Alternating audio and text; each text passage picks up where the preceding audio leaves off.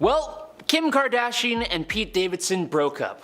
Wasn't the longest relationship, and them dating seems like an odd match to me, but it managed to last at least 9 months. But now the question some people have is, why the split? I'm Adam Andrews with InformOverload, and here is a bunch of reasons from various sources as to why the short-lived couple split. So why did Kim Kardashian and Pete Davidson break up? Well, it seems that it comes down to some completely civil stuff. Scheduling, age differences, and, you'll never guess this one, different personalities were some of the reasons that the two called it quits after their 9-month relationship. One source said, quote, "Kim and Pete have decided to just be friends. They have a lot of love and respect for each other, but found that the long distance and their demanding schedules made it really difficult to maintain a relationship." But like I said, the couple's age difference was also likely a big part of it too. Kim and Pete are around 13 years apart, so it's not the most surprising thing. And a source confirms this, saying, quote, "Pete is 28. And Kim is 41. They are just in very different places at the moment.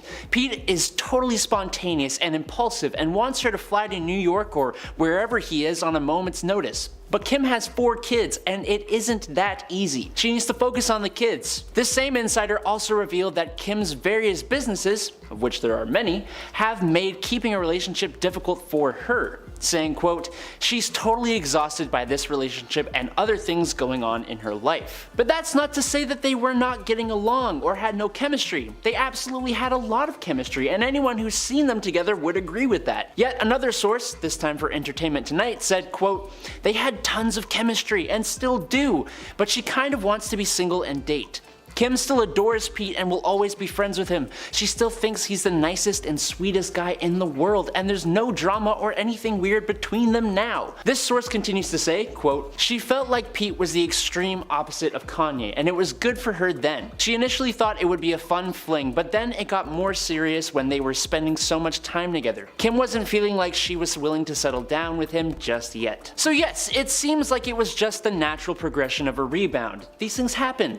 There's no animosity, no real drama, and that's nice for once. I'm sure Kim feels the same way after the headache I can imagine Kanye is. Speaking of Kanye, another source seemed to hint at the fact that Kanye did indeed have a bit of a hand to play in the whole thing, seemingly hinted at and confirmed by a source for Page 6 when talking about how Kim wants to focus on the kids, saying, quote, "When Kim is with someone else, Kanye can cause problems with the kids. He tries to divide and conquer. He can't help it. Kim is a really dedicated mother and her kids will always come first. She wants and needs harmony at home and in her life." Kourtney Kardashian proves she's the best Kardashian. I mean, I've been a Kourtney stan since the beginning, but now the world is finally seeing how cool she is. After all of the recent talk about celebrities overdoing the private jets and decreasing their carbon footprint, it seems that Kourtney Kardashian and Travis Barker have been listening. They were seen flying commercial on Alaskan Air from LAX to Spokane, Washington, as the Kardashian family has a home in Idaho, which is close to Spokane. The two were traveling with North and Penelope, setting a good example for the kids. After the recent heat that sister Kylie got about her private jet and flying to go shopping only 30 miles from her home, it is clear that Kourtney is trying to make sure she's doing her part for the fam. We love you, Kourt, and good for you. Both Kim Kardashian and Kylie Jenner have come under fire from their sister for traveling on their multi-million-dollar luxury planes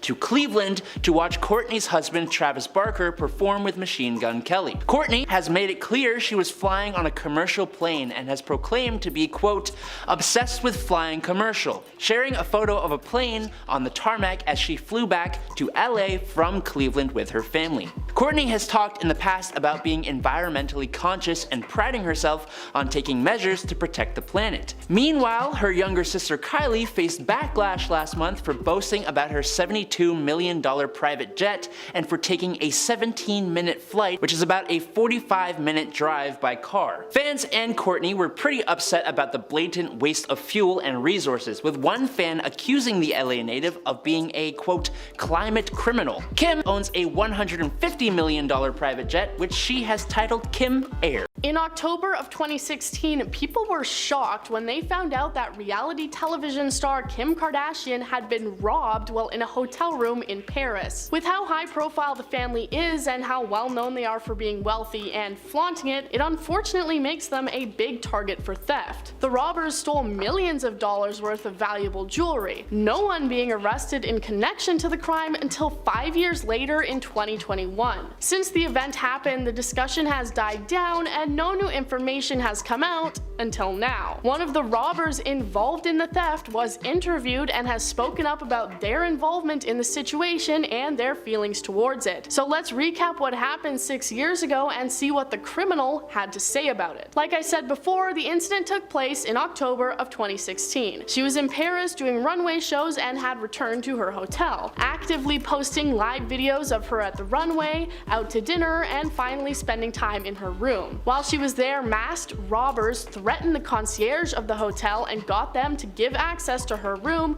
where they then threatened her, tying her up in the bathtub and locking her inside while they made off with all the valuables. She had apparently been rightfully terrified, begging for them not to hurt her because she has children at home. They took a box with $10 million worth of jewelry, escaping into the night on their bikes. Fortunately, no one was harmed in this incident except for people who paid for tickets to Kanye's concert that night, as he had to stop the show abruptly due to a family emergency, which turned out to be the robbery. Paris's own mayor even apologized to Kim and her family, saying that she will always be welcome in Paris. After the incident occurred, it was revealed that the robbers were a group of elderly men in their 60s and 70s who had apparently been planning the heist for a full 2 years. They had reportedly used the Kardashian family's social medias in order to organize it and know their locations, actions, and timelines. Authorities believe that Kim's posts on Snapchat revealed where she was, the fact she had the jewelry with her, and the fact she was on her own and vulnerable. 12 total men were involved, and one of them was a 67-year-old man who spent just 22 months in prison before being released early on the grounds of health. Vice News took to tracking him down and walking the street with him for an interview where he discusses the event. What's most shocking is that he seems to feel no remorse for what took place and would probably do it again if he had the chance. Here's what he had to say about the time leading up to the heist. "I went on the internet and I saw her jewelry. I saw her ring. I saw that she showed it everywhere. We knew this information through social media. We knew that she was coming for Fashion Week, so we went there to do some reconnaissance so we were sure." He admitted that he didn't even know who Kim Kardashian was before joining the men for the robbery, going on to watch episodes of Keeping Up with the Kardashians and determining that Kim had so much money that she really wouldn't care if she was robbed. When asked if he felt guilty about it, he said, "Since she was throwing money away, I was there to collect it, and that was that. Guilty? No. I don't care. I don't care." He went on to say that he believes Kim Kardashian and other celebrities are just asking to be robbed due to how much they show off their wealth on television and social media, saying that it's provocative. He says that this should serve as a wake-up call for them to stop being so flashy. It certainly worked for Kim, as after the event took place, she said that she stopped keeping expensive jewelry and other items at her home and had stopped live posting to social media. She has apparently said she became less materialistic since this took place and is more grateful to have her family. But I really don't think the robber should be praised for believing he caused this change in her life. I really honestly don't know why they would bring this guy in for an interview to talk about it, because it all just feels a bit scummy to me. Like, we shouldn't be giving this guy screen time and fame for committing a crime. His name has been released, but I just don't want to say it and give him the credit, so if you're interested, just look it up for yourself. The state of California is currently experiencing one of its worst droughts on record, and as such, all counties are under a drought emergency proclamation, meaning that residents are required to preserve the amount of water they use. For around 2,000 customers, that didn't matter too much, as that's the amount of people who have used more than 150% of their monthly water budget at least 4 times since the drought was declared. Among those 2,000 customers were some rather high-profile celebrities, including Kim and Kourtney Kardashian. According to the Los Angeles Times, the celebrities had been issued formal notices of exceedance about their limits from the Los Virgenes Municipal Water District. For the Kardashians specifically, 2 properties belonging to Kim in Hidden Hills reportedly went over their water limit by 230,000 gallons. while Kourtney's Calabasas home was 101,000 gallons over. Their spokespersons were contacted, but as of this time, there has been no response yet. It was apparently a group thing though, as the Los Angeles Times reports that Kim and her sister Kourtney Kardashian were not the only celebrities that went over budget. Other notable names include Sylvester Stallone, Dwayne Wade, and Kevin Hart, all of which have been issued notices of exceedance by the Los Virgenes Municipal Water District. The notice read, "Customers are expected to adhere to the water use reductions and water conservation measures that are in place due to this emergency." But lucky for you guys, I have all their numbers too. Starting off on the shortest end of the spectrum and going all the way up to the tallest, the joke, I'm sorry.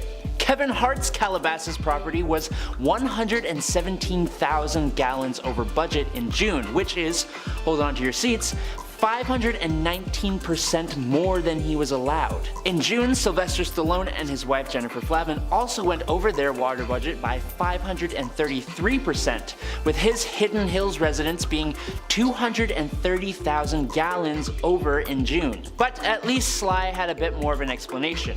Marty Singer, Sly's attorney, told the LA Times, quote, "They have more than 500 mature trees on the property, including innumerable fruit trees as well as pine trees. Absent adequate watering, in all likelihood would mean they would die. That could result in dead or damaged trees falling on my client's property or neighboring properties.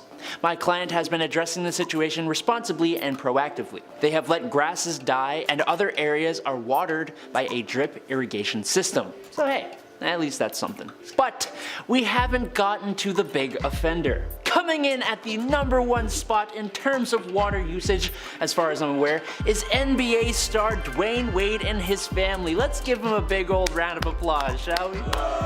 Dwayne and his family here had exceeded their water budget by more than a whopping 1,400%. Which equates to a sizable 340,000 liters in June. But if you thought that was bad, well, hold on to your pantaloons, because that amount was far inferior to their ginormous water waste in May, where they went over budget by a mega-sized 1.85 million liters. Holy smokes, push me over and call me Karen, that's a lot of water. On the matter of celebrity water overusage, Los Virgenes spokesman Mike McNutt said via the Los Angeles Times, quote, "People listen to you, people look at you, people value what you do.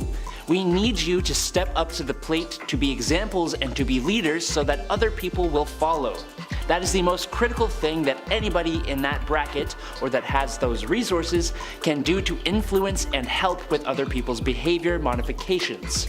Well said, Mike. Have you heard of Hillary Clinton's embarrassing legal defeat against Kim Kardashian? Hey, I'm your host Bridget Shields, and let's get straight into the story because this one is crazy. In an interesting turn of events, Hillary Clinton, the former Secretary of State and presidential candidate, lost a head-to-head legal knowledge quiz to none other than Kim Kardashian. It's really something that has to be seen to be believed, but it's clear that Kim is not just all talk when it comes to her law aspirations. The reality TV megastar actually managed to beat Clinton, who is herself a former lawyer, with a stifling win of 11-4. Prior to becoming First Lady in 1993 and later Secretary of State in 2009, Hillary Clinton was actually a practicing lawyer and a partner at a law firm, having earned a Doctor of Law from Yale Law School in 1973. The quiz took place during an episode of the former First Lady's upcoming Gutsy documentary, which she co-hosts with her daughter Chelsea. The round of questions covered a variety of legal topics, including the use of deadly force when a claim of self-defense is permissible, and the difference between extortion and robbery. Chelsea asked the contestants the first question: under what circumstances may one use deadly force to defend themselves? But it was pretty obvious that Kim had it in the bag when she confidently pressed the buzzer and answered, when one is being faced with deadly force themselves or believes deadly force is imminent. The scoreboard then showed her winning her first ever point against Clinton, which would eventually result in a devastating loss for the former US presidential candidate. The clip is actually quite hilarious because you can see her growing more and more exasperated each time Kim presses the buzzer, and by the end the scoreboard shows 11-4 in her favor. Clinton was later interviewed interviewed by People magazine and admitted that the defeat was heartbreaking, but Chelsea wasn't too hard on her mother and decided to give her the benefit of the doubt, saying, "I think she also needs to work on her reaction time. Sometimes I could see my mom knew what the answer was, but she wouldn't hit the buzzer in time." Despite losing big time, Hillary had nothing but praise for Kim Kardashian, saying, "Well, I was also really intrigued by how well she did. I wanted to, put the spotlight on her, not that she needs it, but she worked really hard." And when the interviewer asked if she let the reality star win on purpose, she said, "No, I'm not saying that. I'm not saying that. It was more the reaction time. I think that Kim has an unfair advantage," to which Chelsea says that Kim has studied more recently than you, but she maintains that her mother made a good effort. So it's official, Kim has more knowledge of US law than Hillary Clinton, although it's likely that she's just more brushed up on it, having studied recently. Not only that, but she won the game while looking like a girl boss, whatever that means. She was wearing a leather coat and matching gloves while she mopped the floor with the competition. In the episode, Kardashian admits that after her first year of legal study through an apprenticeship with a San Francisco law firm, that she passed what's known as a baby bar exam, and it was really tough on her. In fact, it took her 3 tries. But it was all worth it in the end, as she says, "My kids were there every time I opened the results, and so they'd see me cry. And the last time they saw me cry the best tears of happiness that I did it." Since around 2010, Kim has surprised everyone by using her huge platform to advocate for criminal justice reform. And in 2018, she successfully campaigned for the commutation of the life sentence of Chris Young for the non-violent offense of possession. She also advocated for Alice Marie Johnson, a woman who received a life sentence for a first-time offense involving illicit substances. More recently, she's also advocated for the compassionate release of Eli Torres, who was the father of one of the victims of a Texas school tragedy involving firearms. Torres was in prison at the time of the horrific incident, but he was not allowed to attend the funeral of his daughter, 10-year-old Eliana Cruz Torres, who was among the 19 children whose lives were taken on that fateful day. Many people now believe that if Kim Kardashian succeeds in her aspirations to become a lawyer, she would be following in her father's footsteps, Robert, who was a renowned attorney and famously defended O.J. Simpson in his 1995 murder trial. So let's hope she achieves her dream, because it could mean some serious character development for the celebrity that everyone loves to hate.